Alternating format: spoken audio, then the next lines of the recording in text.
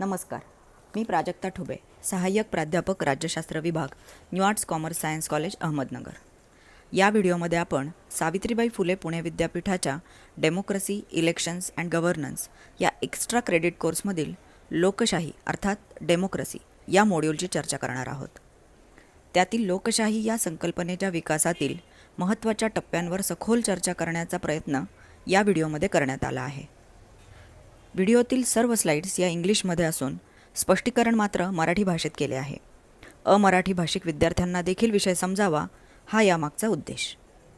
आता आपण आपल्या विषयाकडे वळूयात. अनेक आधुनिक विचारवंतांनी लोकशाही या संकल्पनेची व्याख्या आणि फोड केलेली आहे.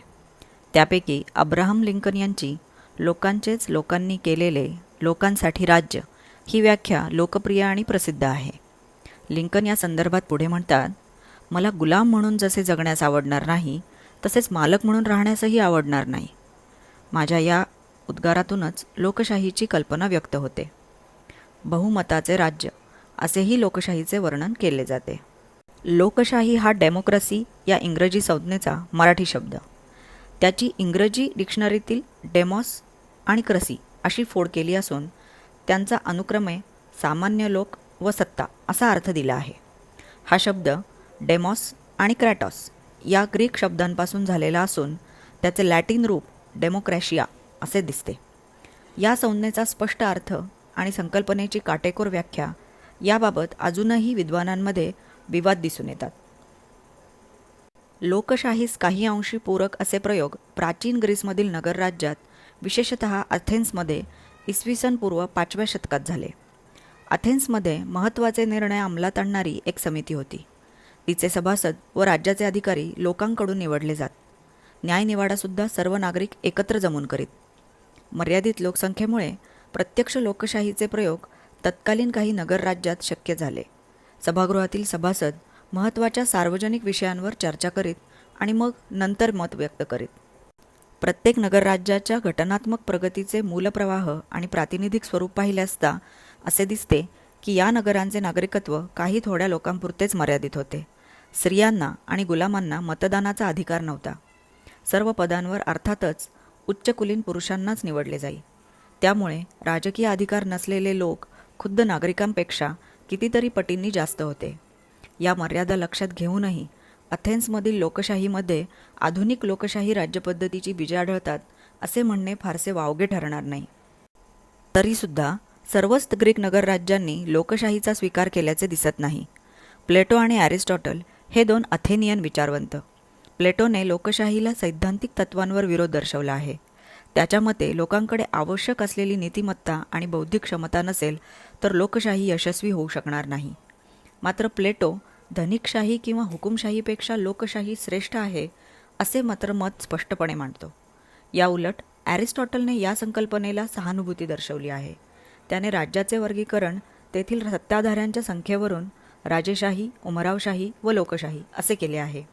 लोकशाहीतील सत्तेचा उपयोग लोकहितार्थ केला जावा व नागरिकांनी प्रत्यक्षपणे राजकारभारात सहभागी व्हावे अशी त्याची अपेक्षा होती. त्याने आपल्या राज्यशास्त्र या ग्रंथात नागरिकांच्या शिक्षणाचा विचार मांडला असून कायद्याच्या राज्याला महत्त्व दिले आहे.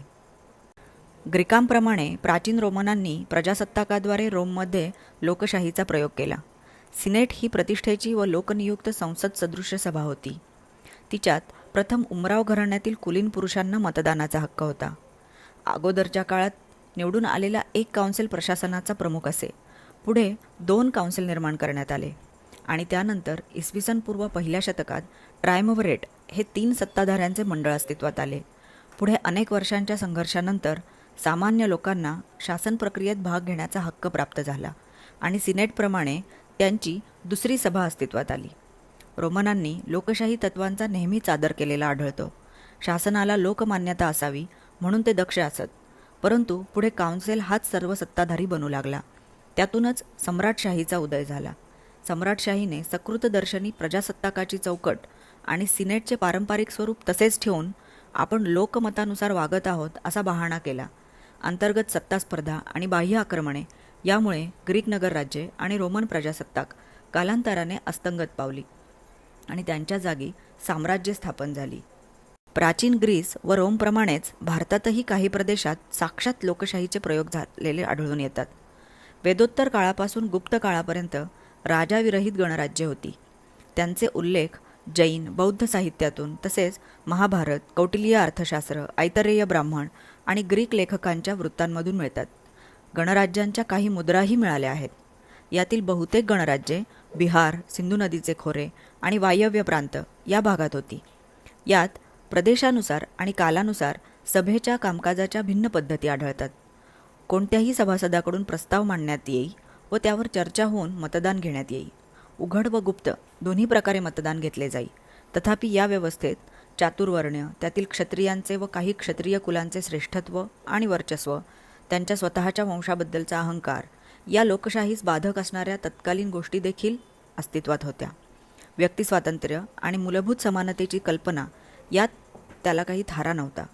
शासन पद्धतीचा एक प्रकार या अर्थानेच यांना गणराज्य म्हणायचे एवढेच. इसवी सन 476 झालेल्या रोमच्या पाडावानंतर सुमारे 1000 वर्षे लोकशाही ही संकल्पनाच जवळजवळ लुप्त झाली होती. पुढे 14व्या आणि 16व्या शतकात घडून आलेले प्रबोधन आणि 16व्या व 17व्या शतकातील धर्मसुधारणा आंदोलन यामुळे तिचे पुनरुज्जीवन झाले. धर्म, तत्त्वज्ञान व राजकारण या बाबतीत लोक अधिक धाडसी बनले. राजाच्या ईश्वरदत्त अधिकारांच्या कल्पनेला याच काळात आव्हान देण्यात आले. 1517 मार्टिन ल्युथरने आपले 95 सिद्धांत जाहीर करून कॅथलिक चर्चविरोधी आंदोलनाला सुरुवात केली. धर्मसुधारणा आंदोलनाने युरोपचे धार्मिक, वैचारिक आणि राजकीय जीवन ढवळून काढले. व्यक्तिस्वातंत्र्याचे मूल्य पहिल्यांदाच धार्मिक जीवनात व नंतर जीवनाच्या सर्वच अंगात हळूहळू दृढमूल झाले. परिणामी युरोपीय संस्कृतीत समता, व्यक्तिस्वातंत्र्य आणि ऐहिक जीवनाची स्वायत्तता या आधुनिक मूल्यांची रुजवणूक झाली आणि त्यांना अनुसरून राजकीय जीवनाची क्रांतिकारक पुनर्रचना करण्याच्या प्रक्रियेला सुरुवात झाली. तत्पूर्वी युरोप खंडात हा बदल घडत असतानाच लोकशाहीची जननी मानल्या गेलेल्या इंग्लंडमध्ये 13व्या शतकात जॉन राजाला मॅग्ना कार्टाला संमती देणे भाग पडले. इंग्लंडच्या घटनात्मक इतिहासात या सनदेचे महत्त्व अनन्यसाधारण आहे, कारण तिच्यातील महत्त्वाची कलमे मूलभूत हक्कांविषयी भाष्य करतात. त्यामुळेच मॅग्ना कार्टास इंग्रजी राज्यघटनेचे बायबलच म्हणतात. या पुढील काळात राजाने पार्लमेंट भरवण्याची प्रथा पाडली. पार्लमेंटच्या रचनेत मात्र वेळोवेळी बदल झाले. 1603 ते 1714 या स्टुअर्ट काळात राजा आणि पार्लमेंट यांच्यातील संघर्ष विकोपाला गेला. 1625 ते 1649 या पहिल्या चार्ल्सच्या काळात पार्लमेंटने आपल्या हक्कांचा एक मसुदा म्हणजेच पिटिशन ऑफ राईट्स संमत करून घेऊन राजाच्या स्वैरवर्तनावर बंधनं लादली. पण चार्ल्सने पुन्हा अनियंत्रित कारभार करण्यास सुरुवात केली. परिणामी यादवी युद्ध झाले व चार्ल्सचा पराभव झाला. 1649 सैन्याने त्याला देहांताची शिक्षा दिली. इंग्लंडच्या इतिहासात पहिल्यांदाच ऑलिव्हर क्रॉमवेल या सेनापतीच्या नेतृत्वाखाली प्रजासत्ताक राज्याची स्थापना झाली. पार्लमेंटने हाऊस ऑफ लॉर्ड्स बरखास्त करून क्रॉमवेलला सरसेनापती नेमले.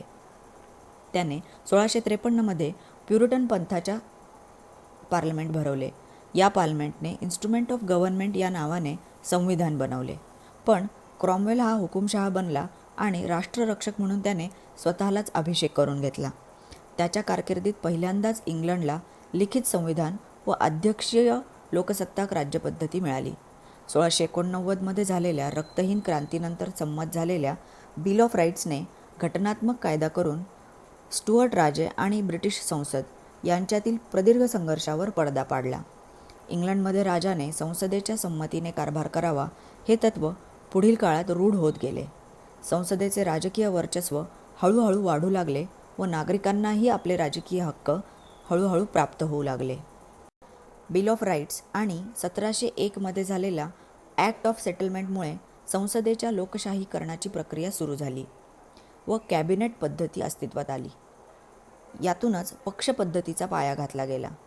अनियंत्रित राजशाहीचे परिवर्तन मर्यादित राजशाहीत झाले व संसदीय शासन पद्धती विकास पावली. 19व्या शतकात मताधिकाराचा विस्तार होत गेला आणि राजकीय घटना व पक्ष उदयाला आले. सारांशाने आजच्या इंग्लंडमधील लोकशाही ही प्रदीर्घ परंपरेतून विकसित झालेली दिसते. इंग्लंडमधील लोकशाहीच्या विकासाच्या प्रक्रियेबरोबरच इतरही ठिकाणी लोकशाहीचा प्रसार झालेला दिसतो.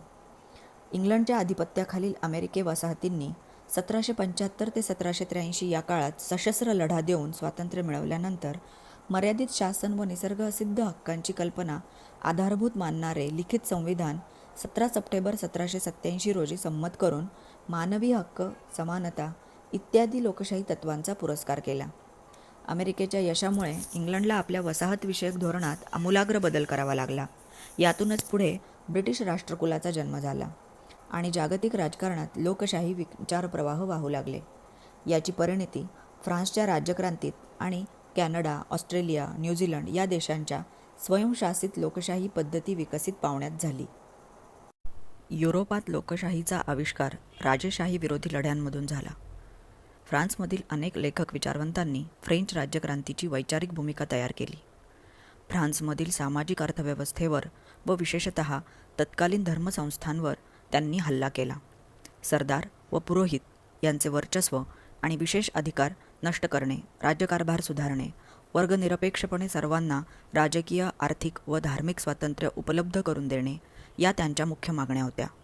या विचारवंतांनी स्वातंत्र्य, समता व विश्वबंधुत्व या तत्त्वत्रयींचा हिरिरीने पुरस्कार केला. ही तत्त्वत्रयी क्रांतिकारक सुधारणांची प्रेरणा होती.